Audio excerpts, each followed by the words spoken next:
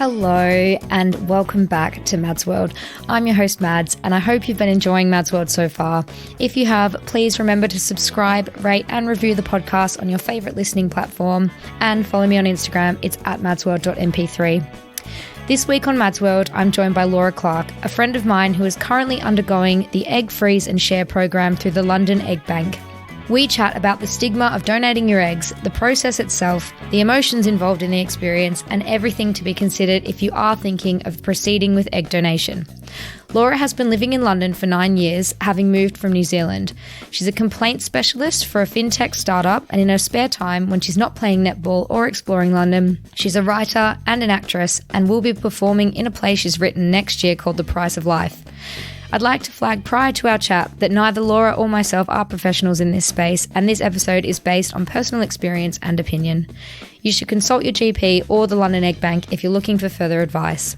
Hi Laura. Hello. How are you? I am good, thank you. How are you? I'm great, thank you. I've spent the day in Brighton yesterday, which was amazing. We took my friend Dan, who is gay, and he's never actually been to Brighton, so it was a very big day for Dan. I know, it was his big day out.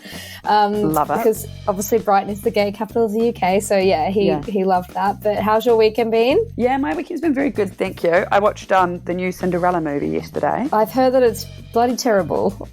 Well, I do love a musical though, so I was just like, oh. But yeah, I kind of liked it. Oh, well, that's all right then. I'm easily pleased, to be honest. So let's kick off with our speed date question round so everyone can learn a little bit more about you. So would you rather win the lottery or work in the perfect job? Oh my God, so do you know what? I used to spend far too much, in my old job, I used to spend far too much time looking at Rightmove and looking at because I got everyone in my team to start a Euro Millions so that we could try and win the lottery, more chance, more people, right? And I would just look at all the mansions I'd want to buy and just fully dreamed of winning the lottery. Yeah. But I recently got a new job and I've not looked at Rightmove since because I'm just so happy in my new job. And I actually feel like I would rather have the perfect job because I think having so much money would bring all these other problems, wouldn't it? It would. And I think money comes and goes, whereas all we really have is time. And if you're going to spend 8 hours a day doing something, I'd rather work at the perfect job. I think I agree with that. Yeah, absolutely. Who would you want to be stranded with on a desert island? So, I mean, I feel like I obviously want to say a celebrity crush, like Jake Gyllenhaal or Robert Pattinson or something like that would be great. But what if you get there and they're an absolute dick? Then you're kind of stuck with them. So I honestly think I would actually want to be there with my best friend. We spent lockdown together, me and her. And honestly, there's no one else I think I could have done that with. We didn't argue at all. We were not at all. We said to each other, when we realised it was going to go on for a little while, we just kind of said, look, if anything annoys you, big or small, just tell each other and let's just have an adult conversation about it. Love and that. we just had the best time. That's so good about you and your best friend. Yeah. I think I lived in a share house that was a tiny flat in an ex-council estate with 3 of my mates. And although we almost killed each other, I think maybe I'd say the same when things were good because we did kind of get through it and it was pretty fun most of the time. But yeah, probably someone like Bear Grylls as well that could get you through it, you know? Who knows what he's doing. Ooh, that is so true. Do you know what though? I did used to be a Girl Guide and a Girl Scout, so I do fancy myself as being a bit of a survival person, to be honest. I love that. That is a powerful trait. So if you had the power to do so, would you go forward or back in time? I mean, I have some questions about this. Do I get to say my same age? Yes, yeah. So I don't age or anything like that? No, so you could go to 1900 and you would be the same. Do you know what? I think I would rather go back in time. I've got a bit of a weird, I don't want to say obsession because it's going to sound real creepy, but I've got a bit of a weird thing about graveyards and cemeteries. Oh my God. And I love going into them and seeing how old they are and just wondering the lives that those people lived. Could you imagine? Yeah. You know it's what I mean? wild. And also you could do that thing that you do in, I was going to say that you could do that thing in Back to the Future where he gets the almanac and then he places all the bets, but that's the future. So don't even worry. That's what I would do.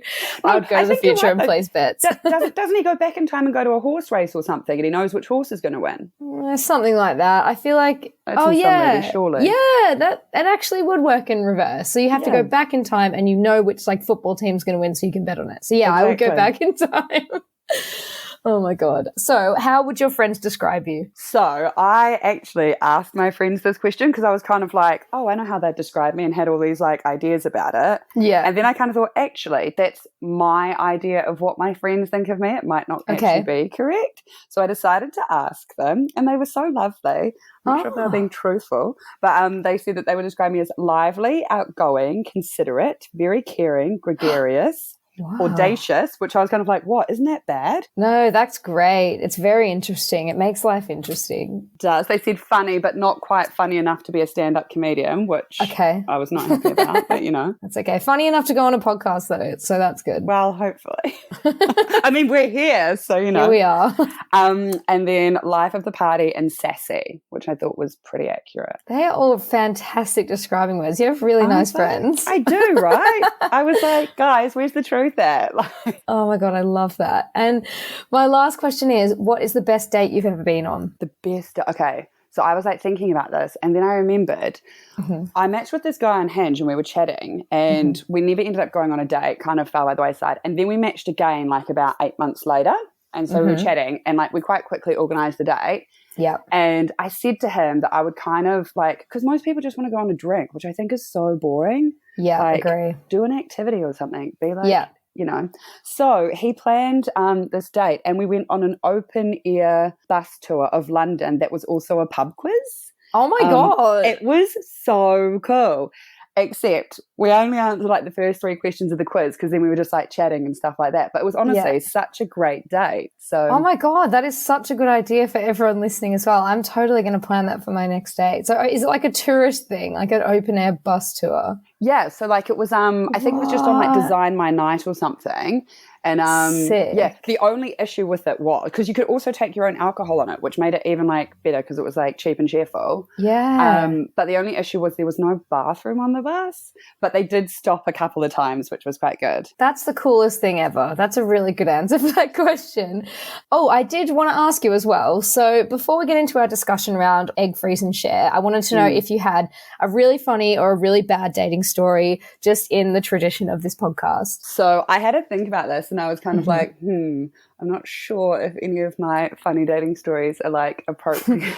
Oh no, you can get weird. Like, oh no, I know, but I kind of thought, would my dad be okay knowing this information about me? That's fair enough. But I actually have been writing a web series based on real life funny dating stories. Oh my God. So I'm going to share one that a friend told me, because every time I like think about it, it just makes me laugh because I think it's hilarious. So basically, she'd been on a couple of dates with this guy that she matched with on Tinder, and she'd gone out for some drinks and stuff like that. And she was feeling a little bit like randy, as you do, and they hadn't like slept together or anything yet. But she was like, do you know what? I'm just going to flick him a message and see if he's up for it. Yeah. So she messaged him. She was like, hey, you know, what are you up to? Do you want to meet up? And he messaged back and he was like, hey, yeah, I just got home though, so feel free to like come here if you want to. So she was like, okay, sweet, I'll come round. But she decided she really wanted some chicken. So I know, as you do, right? Like chicken or sex, what do you choose?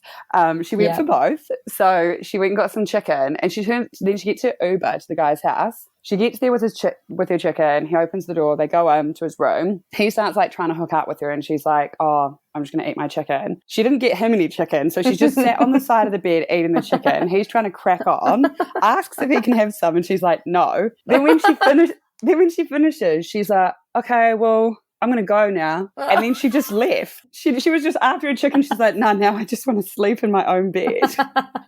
And she like left her rubbish there and everything. I was like, you're a legend. That is so good. So she wasn't horny at all. So sometimes if you think you are horny, maybe you just want some chicken. Maybe you just want some chicken, yeah. Wow. I was like, that is brilliant. Horny or chicken. Wow, they need to have some kind of BuzzFeed quiz to help you decide if you're horny or if you just want some chicken, because I feel like maybe I'm getting confused about this more often than I think. Absolutely. I feel like chicken is always the winner. Love this. So I have invited you onto the podcast because you have been generous enough to talk us through egg freezing, and more specifically the Egg Freeze and Share program through the London Egg Bank. So thank you so much for agreeing to do this, because it's so interesting, and I think it's something that people don't talk about enough and people have a lot of misconceptions about. So I thought we could start our discussion with, if you could talk us through the process of the Egg Freeze and Share program through the London Egg Bank and how that sort of works? Just a bit of an overview. Yeah, sure. So first of all, thanks for having me on here, because I completely agree. Like, I feel like there's a lot of stigma around things like this, and it's good to just be a bit more open and stuff about it. Because I didn't know much about it until a friend kind of told me about this sort of thing, and then obviously since I've been doing it, it's just like blowing my mind.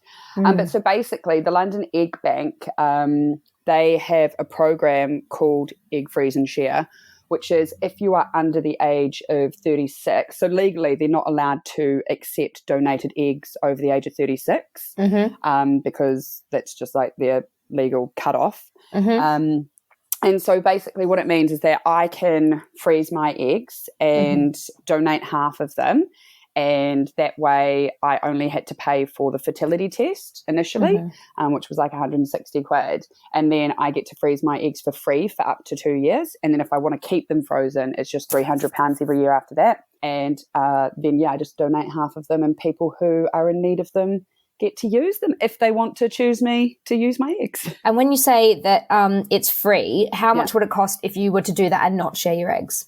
Yeah, so like for an initial cycle with the London Egg Bank, it's £3,500. Okay, so it's quite a lot. Yeah, like it is quite a lot. And then obviously if you do more cycles, because this is the thing as well, like a lot of people don't really think about, fertility, unfortunately, until it's too late, like for women. And when I say too late, like I hate to say that, but basically, when you get over 35, unfortunately, science and, your egg quality does just go down, and the ability to have children with your own eggs is, what is kind of important, because you can obviously use your uterus and womb and all those sorts of things to like have the baby grow, but it's just about whether you have eggs available or whether, the quality of them is very good. So that's why they say if you're going to do something like this, you should do it before the age of 35, 36. And why did you come to the conclusion to freeze your eggs? So one of my friends, she actually had a fertility test when she was like 33, I think, and we were just chatting about it.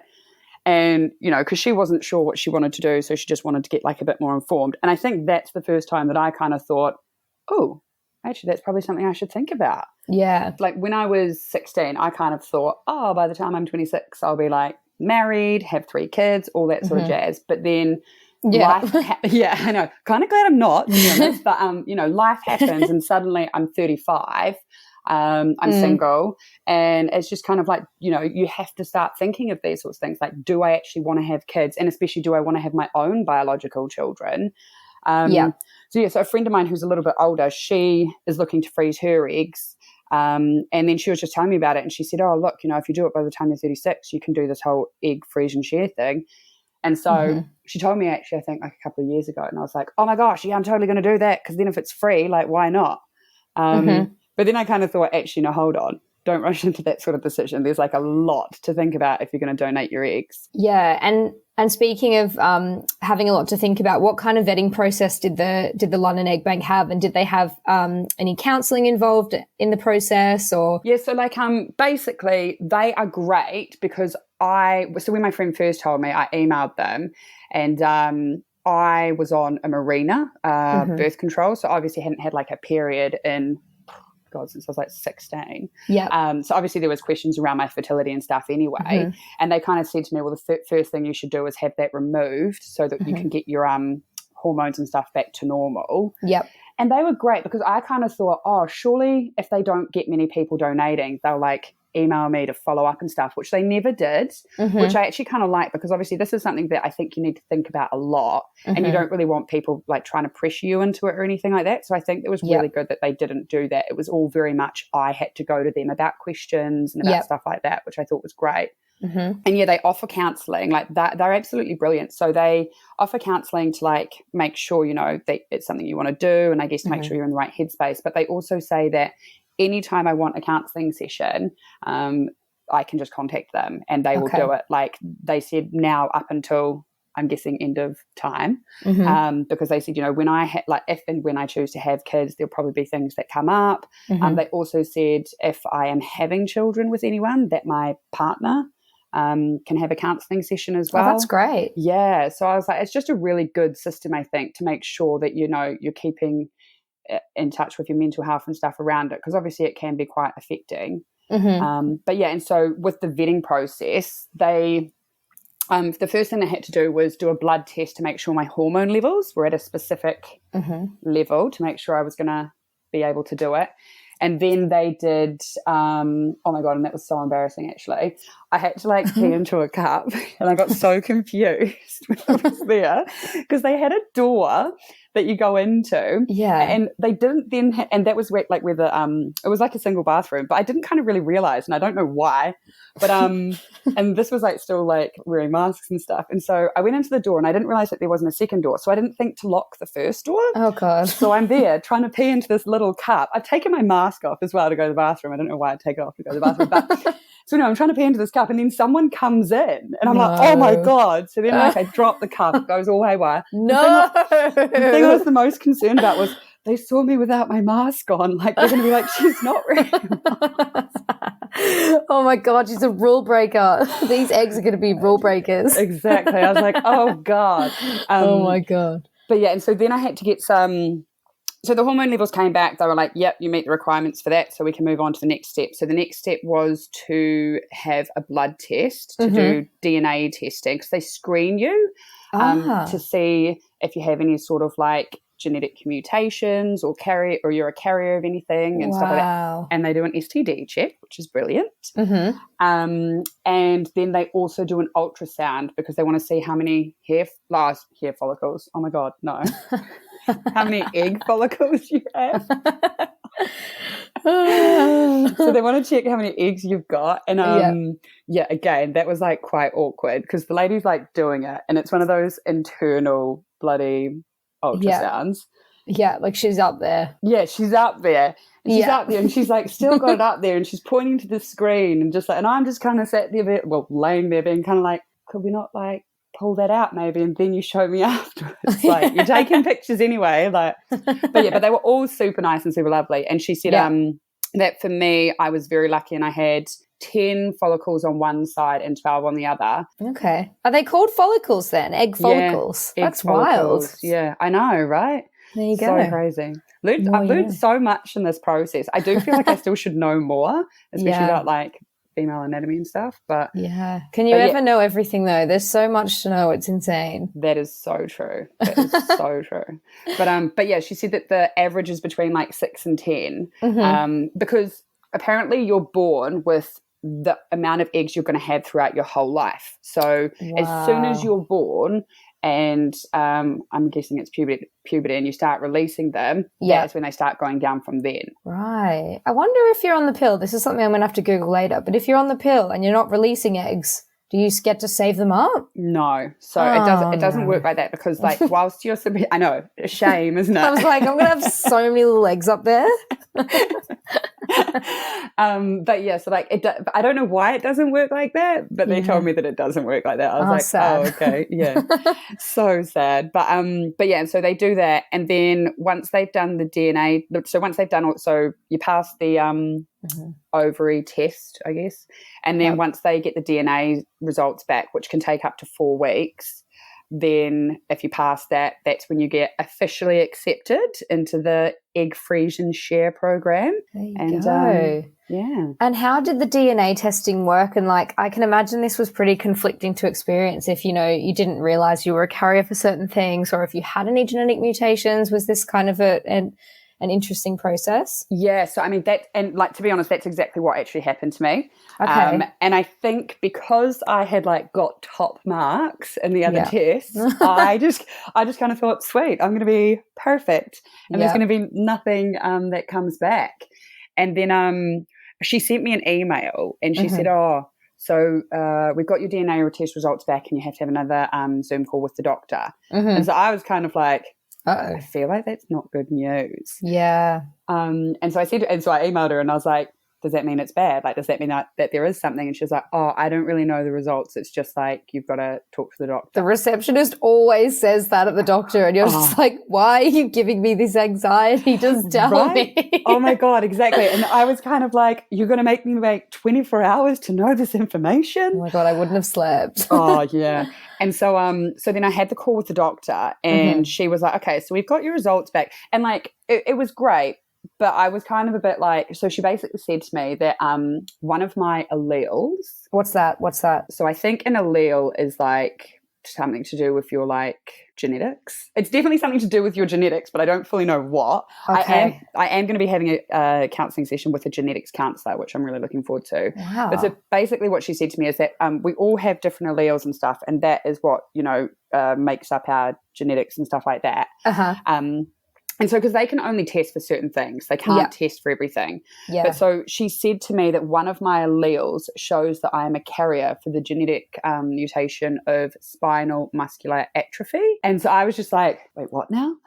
And she said, don't worry, you're never going to get this. Like, you won't get it, but it just means that you're a carrier of it. And I was like, okay, yeah, but like, what does that mean? Also, I didn't know what spinal muscular atrophy was. So I was trying to Google at the same time, be like, what is this?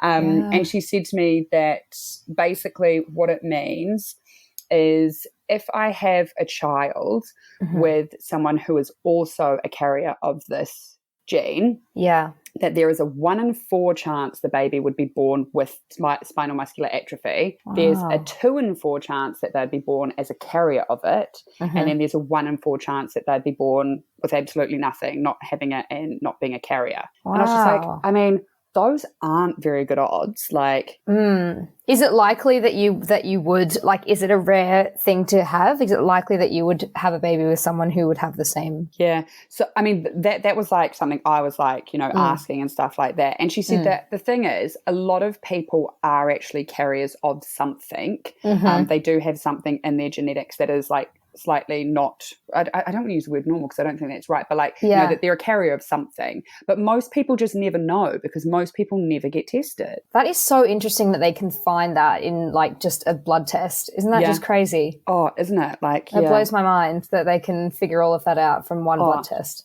Absolutely. And so then, and so like, I to be honest, once I hung up the call, I immediately like burst into tears because I wasn't prepared for it. Yeah. And it was just something to be like, oh, well, now I'm not just going to go get pregnant. Like, and so when do I ask this question of a guy? What, third date? Hey, so do you want to have a blood test to see if you're a carrier of this gene? Because maybe we shouldn't have kids. Like, yeah, I guess that's definitely something to consider. And you kind of just hope and assume, like everyone just assumes that everything's going to be fine and they're going to be normal. But I guess that kind of, it's the same as just assuming that you're even able to have children. I think a lot of women go into, starting not the childbirth process, but like even conceiving a child and then find out later that they can't have kids. And you've just kind of, it's not even like you've assumed, you've just taken it as the gospel for your whole life because it's just like the story that you've told yourself growing up and everything. But that's like the thing. So the counsellor, when I spoke with her, she actually told me that being able to have a child, there's such a low probability of it anyway.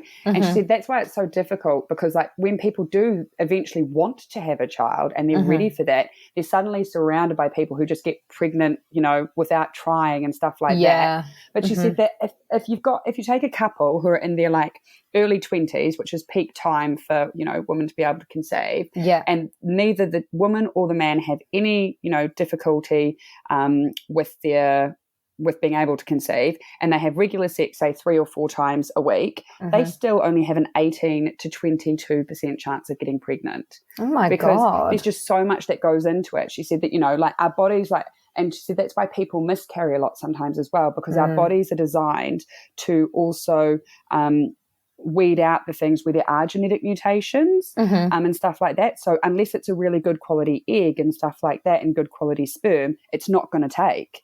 So that's why it can take a lot for people to get pregnant sometimes. I'm so glad we're having this discussion because honestly, I just think it's something that I almost don't even want to talk about it sometimes because I just think I'm going to keep this in the bag for later. This is a conversation for whenever I have a boyfriend or a partner who's ready to have kids with me, and hopefully I'm ready. It's just something that you just kind of put to the back of your mind. Because I think the other thing is as well is that like for me, I know I want to be a mother in some capacity, but I think over the years that has like the way I've looked at that has fully changed. Like, because the other thing is that like I was in a long-term relationship up until I was like 31, and we were like talking about getting engaged and having kids and all that sort of stuff. And then when we broke up, that's when I first really started thinking about like, well, shit, do I even want kids? Like, why do I want kids? Yeah. And honestly, my first answer was, I want to leave my DNA on the earth because then I'm leaving something behind. Yeah. And I was like, that is ridiculous, Laura.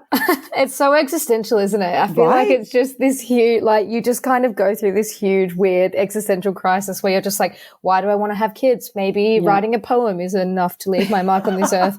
Maybe making a podcast is enough to leave my mark on this earth. But then, and I think as well, I was speaking to one of my gay friends about this too, just because if it's two males in a relationship, they don't have this biological ticking clock that is kind of between them. So they could, you know, potentially find the love of their life at age 50 and that's okay. And they would still, you know, potentially be able to adopt or have a child in the same way that they would have if they were 30 or 20 or, you know, whatever age. And I've just reached the age this year where my mum was the same age when she had me. And so now I am half her age. And I think that was when I had a massive think about what I want to do in the future. And it's just, it's just something that I guess all women kind of think about at some point in their life. And it's scary to think about because even if you're having this internal like battle or conversation with yourself, you don't speak about it with your friends sometimes because I guess everybody has completely different views on it. And you don't know what your friends think. Like some of my friends have probably had this thought when they were 22, you know, some of them may not have it until they're 35. That's it. Like I remember like the last time I went back to New Zealand and saw my family and my sister, because my sister had a niece. And so my sister had a child who is my niece. And so when she had my niece, I was like, well, there we go. My DNA, like ultimately my niece has some of my DNA, right? Got him. I was like, done. I don't need to have kids now. But like, I do love children, but I quite like the idea of like, you know, either fostering or adopting or like becoming a child psychologist or something. Like, I think there's so many different ways in which to be a mother, but I guess this is kind of like an insurance policy in a way as well, because my sister was like to me, oh, you know, you need to meet someone and settle down and have kids. And I was like, why? She was like, because that's what you always wanted to do. Like, you've just always wanted to be a mother. And I was like, yeah, but people change. And that's the thing. I think that like, for me, I know right now I don't want to have a child. I'm not ready for a child, which probably seems a bit weird to say at 36. I think it's completely fair enough. And I think it's really wise to say that I think I wouldn't want to have a child, and this is completely personal opinion, unless I was in a really strong relationship with another person. I just think personally for me, I'm too much of a child myself to look after another human being without someone helping me. So no, I fully get that. But like, I mean, I think the thing is as well is that I've also like, as I say, this is kind of an insurance policy that like hopefully maybe I'll never need to use. But I thought, you know, I'm just going to be an adult and try and plan for the future in a way, I suppose, that like if I decide I really do want to have a kid and for whatever reason, because as I say, the thing is that as long as your uterus is all intact, you can still carry a child at most ages. But so I feel like I could definitely go into like mid-40s if I really wanted to use the eggs. But so I thought I'll just give this a go. Yeah, and just going back to the process at the London Egg Bank. So what kind of guarantees do they have on your eggs? Do they offer any guarantees on? No. Yeah. Okay. Yeah. I mean, I don't think they can, because like it's like anything, I guess, where you know they can't really guarantee anything. I actually asked them like, what's the likeliness as well of my eggs being used by someone else? Because I kind of just wanted to prepare myself, like if it was if they knew 100% they would be used, like that's easy to prepare for. And what she said to me was, she said that Caucasian women are the most common donors. So she said, you know, they've got like, you know, just over 100 Caucasian women generally at any one time that have donated. But she said that, you know, women of like Black or Asian ethnicity, they are really uncommon to donate. So she said that when women of that background do donate, that those eggs will be snapped up within like an hour of going on the website. I was like, wow. She's like, yeah, because, you know, people are obviously looking to try and conceive and potentially want, you know, to conceive a child that will look similar to them or, you know, be of the same ethnicity and stuff. But they're really good. They have coordinators who match people as well. So that's one thing with obviously me carrying the genetic mutation of the spinal muscular atrophy. They will most likely not allow my eggs to be matched with someone where the guy is a carrier of that as well, just because there's obviously a higher chance. Oh, that's a fantastic benefit of doing it through them. And they take they get photos of me, so that obviously, you know, if the prospective parents like, oh, we want someone who looks like this and stuff like that. But basically they give you this massive questionnaire to fill out, which is quite like it's normal questions. It's kind of like filling out a dating profile in a way, I reckon. Like very like in-depth dating profile. Yeah. And then when I was first looking into it, I actually decided to go on the website and like look at the donors, because it's basically like a Rolodex kind of online. You can actually look at people online and their profile and stuff. So you can look at their profiles. You don't get to see any pictures of them. Okay, yeah. So but you basically like you fill out all these questions like, what's your job? What's your interests? What are like how do your friends describe you? Who would you want to be stranded on a desert island with? Exactly. And so they ask you all these questions. What is your face shape was probably like the weirdest one. And I still don't know. I was kind of like, I don't actually know. I hate this question because I feel like everyone's head looks like an egg. Is their face shapes, everyone's face shape's oval, isn't it? Like, isn't that just what humans look like? Like, people say heart. I'm like, I'm sorry, if I saw someone whose head looked like a heart, I would call the police because that's weird. So true. And then they also ask like, what's your hair color? I was like, I mean, I don't know my natural hair color. Like, it's been too long. Bleach blonde, is that an option? But yeah, so like you fill in all these questions and stuff, and then so people can go online themselves and look, but they do have coordinators that can also match people for them, which is quite cool. So yeah, but they don't have any guarantees that like when you'll go to use them for you, they'll work or anything either. Mm-hmm. Yeah. And so when you're filling out all of these details, I guess a massive question is, are the families able to get in touch with you? Are the offspring able to get in touch with you, you know, down the line, like once they're adults? You know, do you give or can you choose to be anonymous? How does that work? Yeah, so so legally in the UK, so there is like there's a thing called the Human Fertilisation and Embryology Authority. So I think it was 2005 maybe. Yeah, so it was somewhere around then that basically a new law came into play that any child who is conceived via sperm donation or egg donation is legally entitled to the details of the sperm or egg donor when they turn 18. Now, the thing is as well is that, so being a donor, you have no legal responsibility for any children that are conceived. But I mean, for me, I just kind of think there's like an ethical and a moral responsibility. Yeah, and I mean, I get that other people don't feel the same, which is completely fine. I think, you know, each to their own, however you want to do things. But I think that so they said that when they turn 18, they're entitled to my details, but I don't have to update any of my details. That is completely like voluntary, but I will, so that if they want to, they can get in contact. But in relation to the parents, no. So the parents never get any of my details, and I asked some pretty strange questions. Yeah. To my consultant and to the counsellor. Yeah. So I said to my consultant, I was like, because I like to plan for the Armageddon, and anything better than that is great. So I said to them, and I want to like fully know what's going to happen. So I said, oh, okay, hopefully this doesn't happen, but like, let's say worst case scenario, a child is conceived and is born, and then very tragically gets like leukemia or something like that, where like bone marrow donation is like key, and normally you would test like family members. Not that I'd be a family member, but like same but DNA. You're related, yeah. But like, same DNA, same genetics. I said, would the parents be able to get in contact with me then to check? Yeah. And then the consultant was just like, no. I was like, yeah, but like, wouldn't it be like good if they could? Because imagine if the child didn't get it and they save died. the child, Yeah. And she's like, I mean, we've never had that happen. And I was like, I mean, yeah, that's really good, but like, what if it did happen? She's like, I mean, I don't know the answer to that question. I was like, okay. Wow. But then I spoke to the counsellor about it, and she made a really good point, actually. She said, that would be so much pressure for you. She was like, could you imagine? Yeah. I was like, oh, I'd never looked at it from that angle. And then you'd have to kind of like get involved, even if, you know, emotionally you didn't want that responsibility. Exactly. And so I think that's it. I think it made me take a step back and be like, okay, donating them is like, that's it. I'm just donating them, and then I've got no responsibility from then on. Interesting. And before we get into some of the more difficult questions, which for everyone listening, you've given me full permission to ask because some of them are quite difficult, but how long can frozen eggs last? So in the UK, legally, they can only freeze them for up to 10 years. Okay. Like it's really different in all different countries and stuff like that as well. Like the US has really different laws than most places. But yeah, in the UK, they will only legally freeze them for up to 10 years.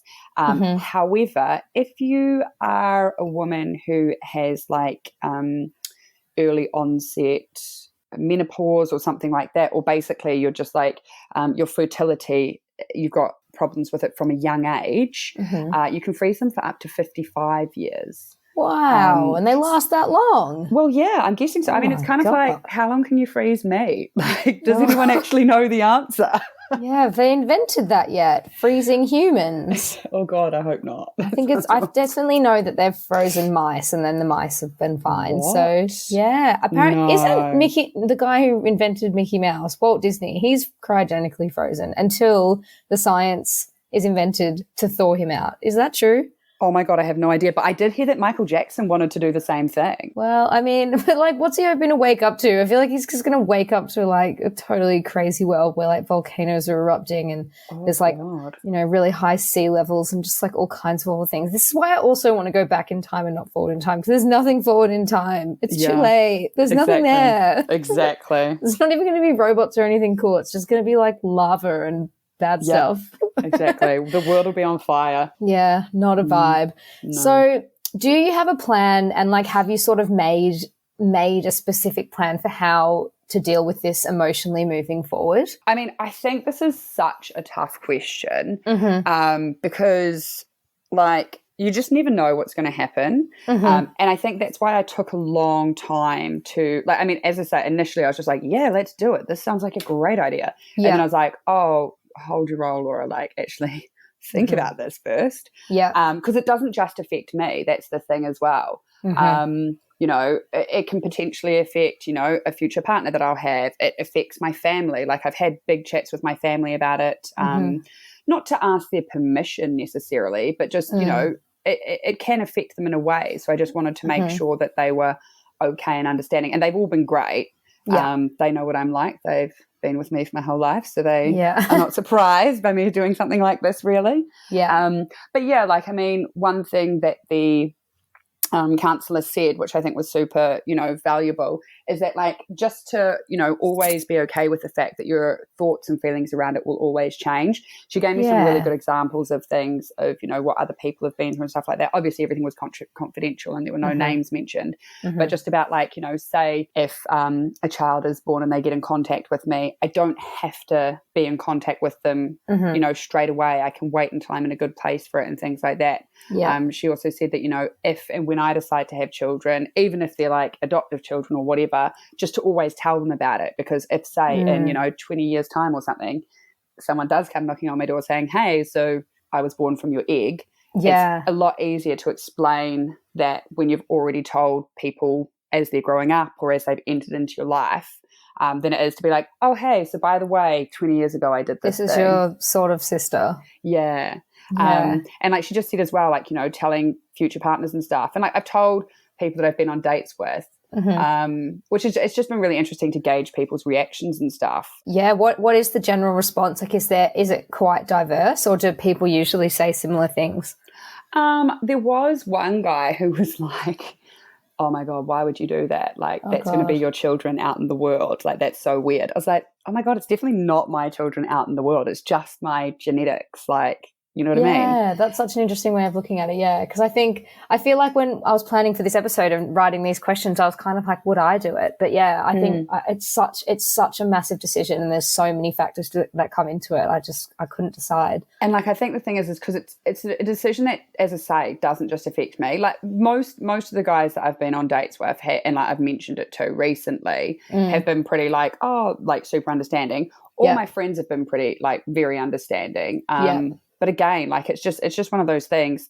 Everyone, because it's such a personal choice. Like I've had some friends who have said that, you know, they're interested in potentially looking into doing it. And then I've got other friends who I know just definitely wouldn't. And as I say, I think it's definitely all a personal choice.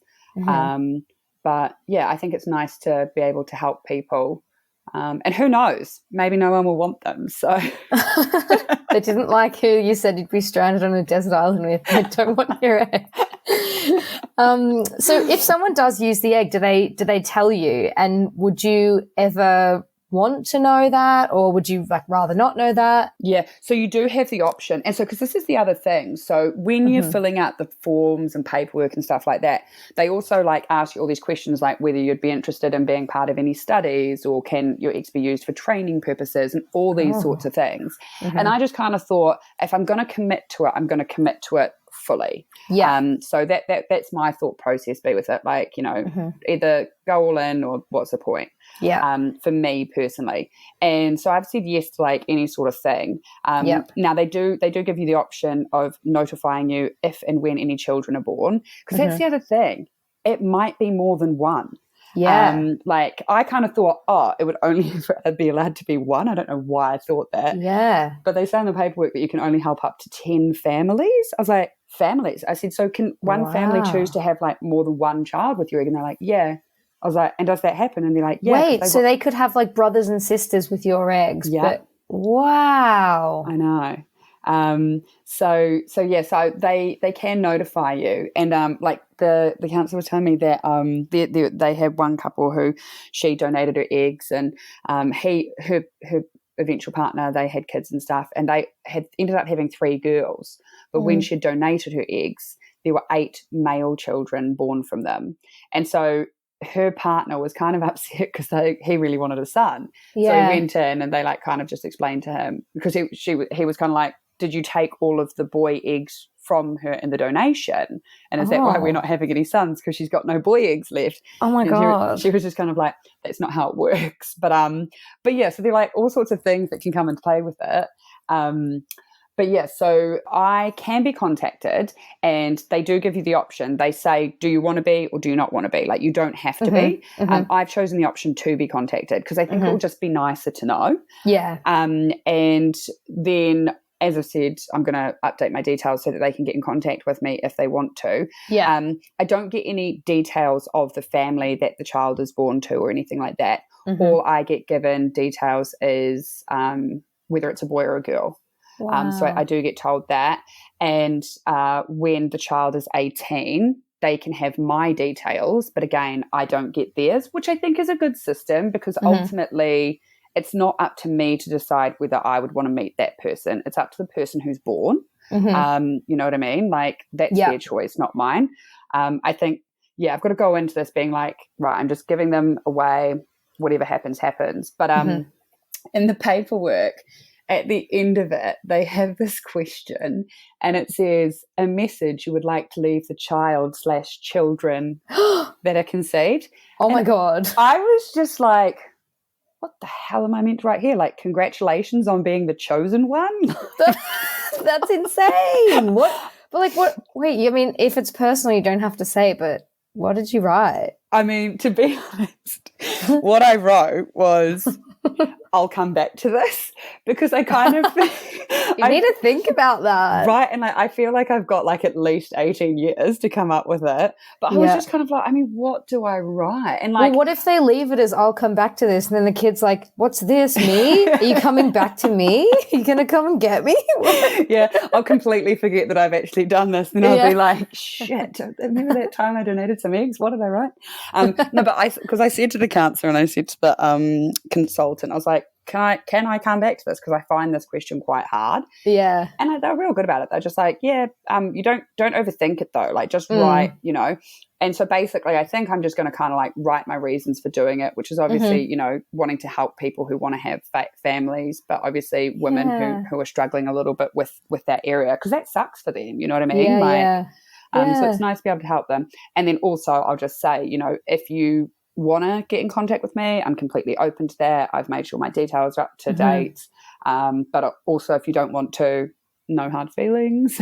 Yeah, I think that's a good thing to say. I mean, it makes you seem like a kind person and like an open person. That's the kind of person who you'd want to think is your biological mum, Yeah.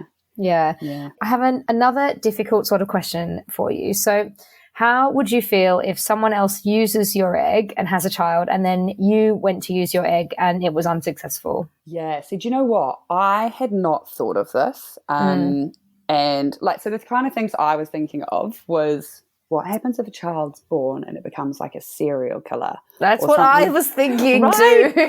I was like, what happens if that happens? Like, is that my genetics, or is that the way it was raised? And like, those were the kind of things I was thinking. And my friends were just like, that is the weirdest thing to think, but okay. But yeah, my sister actually asked me this question, and then I was really pleased that the counsellor asked it as well. And I mean, to be honest, that question I think is really difficult to answer. Ultimately, if I get to a point where I'm like, I really, really want to have a biological child, and I can't do it naturally for whatever reason, and then I go to use my eggs and I can't do it, and there have been other children born with my eggs and all that sort of stuff, I can't really say how I would feel. Yeah, you'd have no idea. Yeah, it's just it is such a like something you can't plan for. Exactly. And like, I feel like I would probably be quite gutted. But I think what I've come to the realization with is it's not something that would like break me, if that makes sense. Yeah. And I think that's what I needed to make sure, is that I would still be able to cope with that. Because I know that there are some women who, you know, all they want in life is to have a baby of their own. Yeah. You know, and like, I admire those women, and I really feel for the ones who can't do that.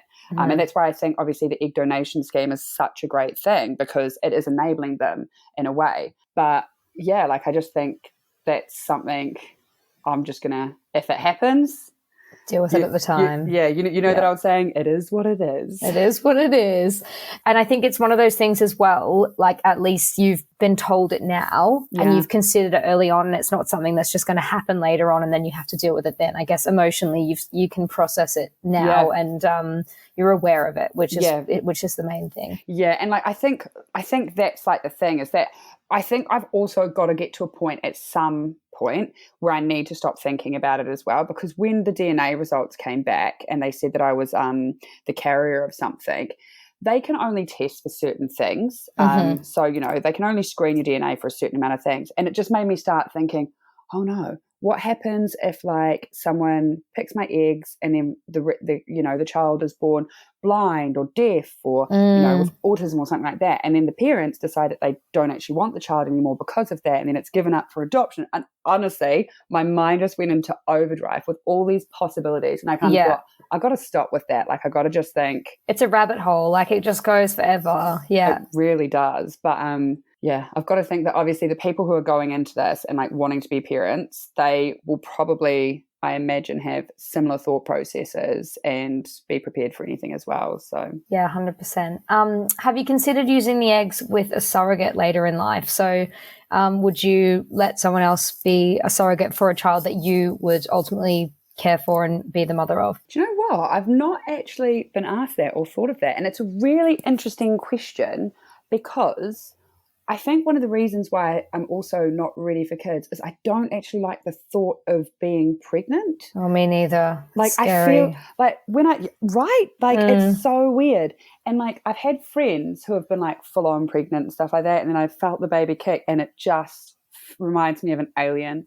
Like, honestly, it is weird that there is, I think the whole childbirth thing as well gives me massive anxiety. Just thinking about, and like just everything you see of it, it looks so scary. So I'm like, don't know. And I mean, it'd be nice to like not have to, not ruin my body, as they say, but just like not have to. Yeah, I think it's just the thought of having something in the side. Yeah, it's a lot. Gross, but it's so weird. So yeah, I think I would definitely be up for that if like someone wanted to be a surrogate for me, for sure. If anyone out there listening wants to be a surrogate for Laura, hit me up. Yeah.